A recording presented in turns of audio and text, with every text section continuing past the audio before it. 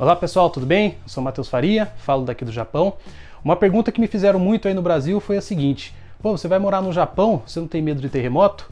E eu sempre respondi, lá tem terremoto mesmo, mas não tem a violência que tem aqui. Então, após 2 anos e meio morando no Japão, eu vou falar para vocês se eu continuo com esse mesmo pensamento ou se alguma coisa mudou. Vamos lá?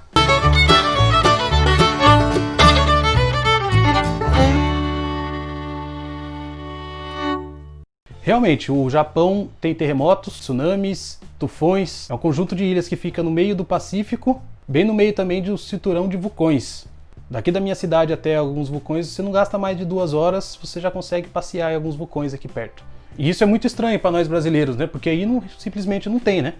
Alguns países como Chile, México, o pessoal já está acostumado um pouco com isso aí.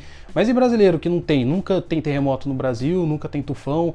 E aí, você vai morar num lugar desse, como que fica a cabeça? E uma coisa que eu não sei se deixou a gente mais com medo ainda foram os grandes terremotos seguido de tsunami que tiveram em 2004 lá na região da Indonésia, Malásia, Tailândia, e no terremoto de 2011 aqui no Japão, que a gente acabou vendo muita imagem. O do Japão mesmo foi meio que filmado ao vivo as tsunamis chegando na ilha, né? Que o negócio é bravo. Mas aí, como eu disse para vocês na abertura, lá no Brasil eu sempre respondi assim: lá tem terremoto, mas não tem violência. Então vamos ilustrar um pouco essa diferença agora em números para a gente começar a criar um raciocínio nisso aí. No meu caso, eu morava no estado de São Paulo, né? Praticamente mais de 95, 98% do meu tempo eu ficava no estado de São Paulo. Logo, o estado de São Paulo, que é o estado mais seguro do Brasil, entre aspas, tem um número 25 vezes maior de homicídios do que o Japão. Quando a gente compara país com país, Japão e Brasil, esse número é 105 vezes maior. Outra coisa que põe muito medo pra gente no Brasil, principalmente eu, viajava muito de carro, são os acidentes de trânsito. No relatório da OMS de 2016, o Japão registrava 4,1 mortes de trânsito a cada 100 mil habitantes e o Brasil 19,7 mortes a cada 100 mil habitantes. A diferença é menor, mesmo assim no Brasil é quase 5 vezes maior que aqui no Japão. Eu não achei esse indicador só de São Paulo, né? Esse é o indicador Brasil e Japão. Outro indicador que dá pra gente concluir um pouco dessa parte de risco, e é um indicador que compila um pouco de tudo, é a própria expectativa de vida.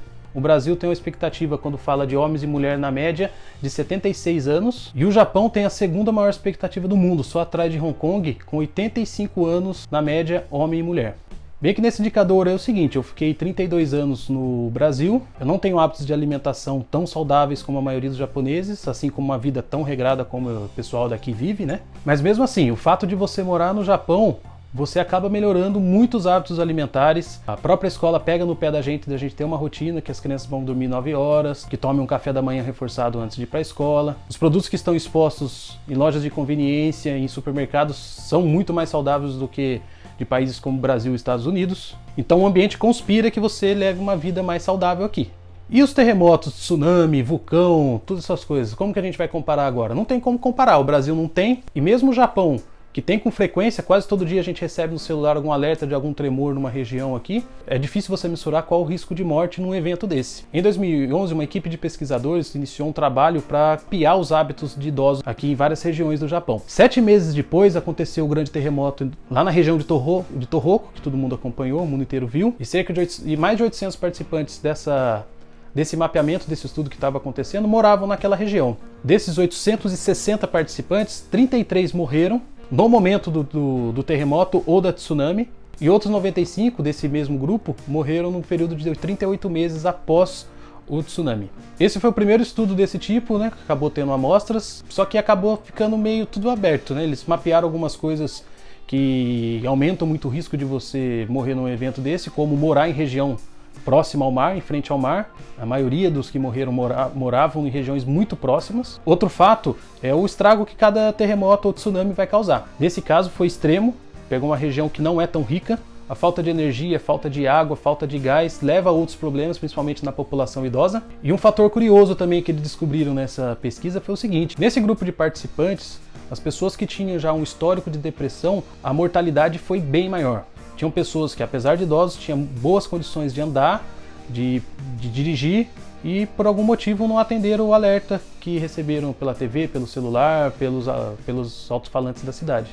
Então, assim, em resumo, é muito difícil você conseguir um índice que mostre o risco de morrer num evento desse, né? Mas uma coisa que faz toda a diferença é o país estar preparado para isso. E não existe nenhum país no mundo preparado como o Japão para eventos como esse. O Japão possui mais de 4.000 pontos de monitoramento para abalos sísmicos. Esses pontos de monitoramento são ligados num sistema de comunicação que é um dos mais rápidos do mundo. No terremoto de Tohoku, que foi em 2011, no exato momento do terremoto, tinham mais de 100 Shinkansens, que são os trens de alta velocidade, que estavam em movimento na hora. Aquele terremoto chacoalhou grande parte aqui da ilha central do Japão. E todos os trens, todos, sem exceção, pararam por esse sistema de monitoramento. Existe também o J-Alert, que é um sistema de comunicação geral, que manda mensagens para TV, para celulares, para rádio e para alto-falantes espalhados em todas as cidades. Quem mora aqui já deve ter levado o filho ou já deve estar passeando em um parque e ouvir uma musiquinha tocando geralmente por volta das 5 da tarde.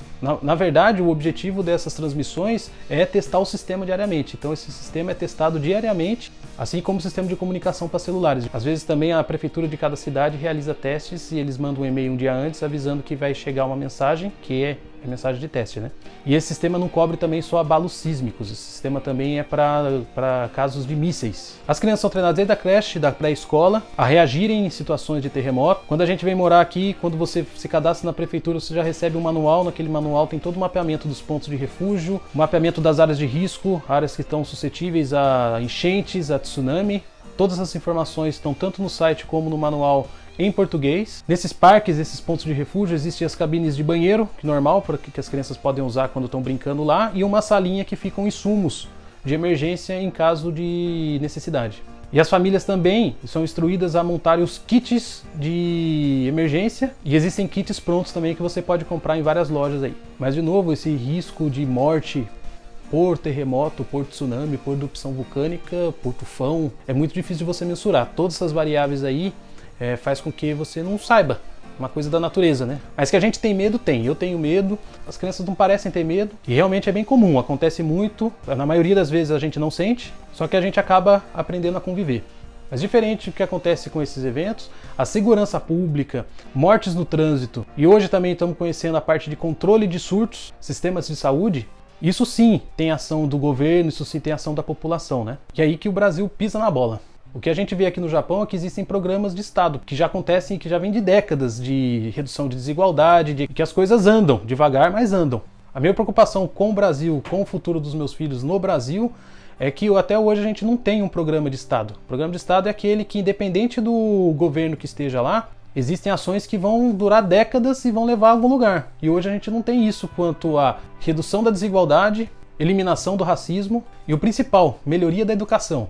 Cada governo que entra toca a bola de um jeito. E aí? A gente não sabe em 2022 qual governo que vai entrar. Quem entrar vai começar tudo do zero de novo. E eu acredito que seja por isso que a gente não sai do lugar nesse esquisito. Então, para aquela pergunta que eu disse no começo lá, você não tem medo de morar no Japão por causa dos terremotos? Sim, eu tenho medo. Mas não é um medo que imobiliza. Não é um medo que... É um medo que eu consigo tomar ações, né? Escolher um bairro que não seja tão perigoso, escolher trabalhar em um lugar também que não seja em área de risco, manter as crianças numa escola que tenha uma estrutura boa, que não seja em área de risco. Então a gente consegue agir. Mas eu tenho muito mais medo, infelizmente, da violência no Brasil. E torço que a gente amadureça mais a nossa democracia e que a gente consiga ter um plano de longo prazo. Provavelmente para a próxima geração, né? Porque para a nossa tá bem difícil. Não precisa ter medo, com certeza o Japão vai se transformar em uma alternativa para brasileiros que queiram sair daí do Brasil e trabalhar em outro país. Existe muita falta de mão de obra aqui, já existe uma comunidade grande brasileira aqui, a relação dos dois países é muito boa, então assim, não precisa ter medo, seguindo aí algumas regrinhas, sendo cuidadoso, pode vir que é seguro. Bom pessoal, se tiver alguma dúvida, sugestão, comentário, pode mandar, se tiver alguma dúvida sobre como funciona o sistema aqui. Não se esqueça de deixar seu like, se inscreve aí no canal, ative o sininho, compartilhe com algum amigo aí também que gosta de coisas aí do exterior, do Japão, e até o próximo vídeo. Obrigado, valeu!